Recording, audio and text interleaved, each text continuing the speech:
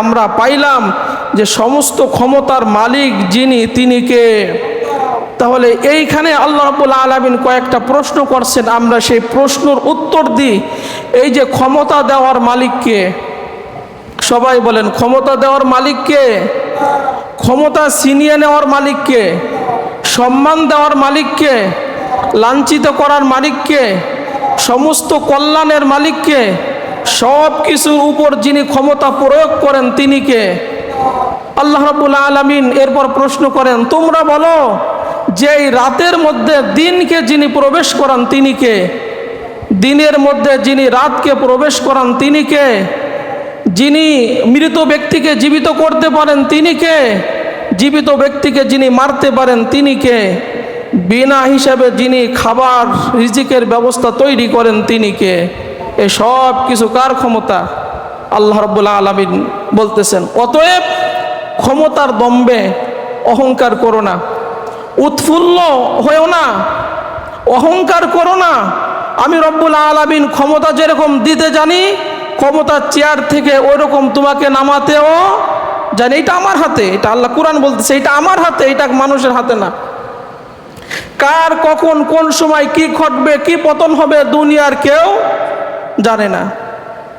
জালেম শাসকরা কিছুক্ষণ আগেও ধারণা করতে পারে না যে এই মুহূর্তে তার পতন হতে পারে। আল্লাহ রাব্বুল আলামিন বলেন, এই সব কিছু ক্ষমতার মালিক আমি। অতএব ক্ষমতা পেয়ে ক্ষমতার চেয়ারে বসে আল্লাহ রাব্বুল আলামিনকে ভুলে যেও না, গর্ব করো না, অহংকার করো না, উৎফুল্ল করো না। এরপরে আরেক গ্রুপ আছে, আল্লাহ রাব্বুল আলামিন তাদের কথাও সূরা হুদের 10 নম্বর আয়াতে বলতেছেন যে ওয়ালাইন আযাকনাহু না'মা বা'দা দাররা মাসাতহু লা ইয়াকুলান্না যাহাবাস সাইয়্যাতু আন্নী ইন্নাহু লাফারিহুন ফাখুর।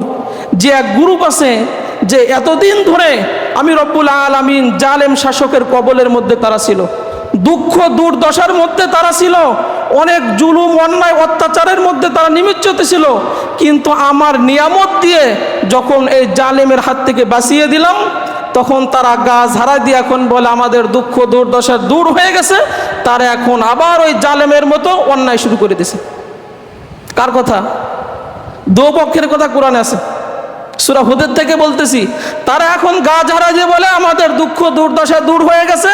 তারা এখন ওদের মতো অহংকার করা শুরু করে দিয়েছে, উৎফুল্ল তারা শুরু করে দিয়েছে, তারা এখন গর্ব করা শুরু করে দিয়েছে। আল্লাহ রাব্বুল আলামিন বলেন, গর্ব করো না, আমি নিয়ামত দিয়ে এই জালেমের হাত থেকে তোমাদেরকে বাঁচিয়ে দিয়েছি, শুকরিয়া আদায় করো, নতুবা আবার আমি রব্বুল আলামিন জালেমের হাতে তোমাদের আবারকে বন্দী করতে পারি। এই ক্ষমতা কার আছে? অতএব গর্ব করা যাবে না, অহংকার করা যাবে না। আল্লাহ যে নিয়ামত দিয়েছেন, এই নিয়ামতের কি করতে হবে? শুকরিয়া আদায় করতে হবে। ইউসুফ আলাইহিস সালামের উপমা দিয়ে কোরআন যেটা বলে যে এত ষড়যন্ত্র করলো, কূপের মধ্যে ফেলে দিল নিজের আপন ভাইয়েরা, এক পর্যায়ে মিশরের প্রধান আল্লাহ রাব্বুল আলামিন তাকে বানিয়ে দিলেন, ভাইরা ধরা পড়ে গেল, পরিচয় হলো। তখন ইউসুফ আলাইহিস সালাম বললেন, লা তাসরিবা আলাইকুমুল ইয়াউম ইয়াগফিরুল্লাহু লাকুম ওয়া হু আরহামুর রাহিমিন।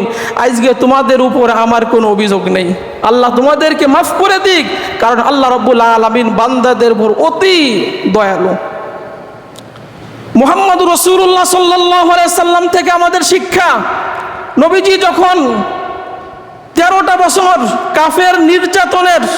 কাফেরদের নির্যাতনের শিকার হলেন, জেলখানায় বন্দী হলেন, আল্লাহ নবী মুহাম্মদুর রাসূলুল্লাহ নামাজ পড়তে পারেন না প্রকাশ্যে, মক্কার কাফেররা নারী বুড়ি তার মাথার উপর চাপিয়ে দেয়, দাওয়াত দিতে পারে না, কোরআনের কথা বলতে পারে না, আল্লাহর কথা বলতে পারে না।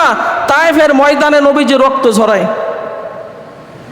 নবীজি মুহাম্মদুর রাসূলুল্লাহ সাল্লাল্লাহু আলাইহি সাল্লামকে উহুদের ময়দানে দাঁতগুলো ভেঙে দিলেন, লোহার টুপি মাথার মধ্যে ঢুকে গেল। এত নির্যাতনের শিকার হওয়ার পরেও নিজের স্বদেশ ভূমি মক্কা নগরী থেকে কাফেররা বের করে দিল। 13টা বছর কাফেররা জারালো।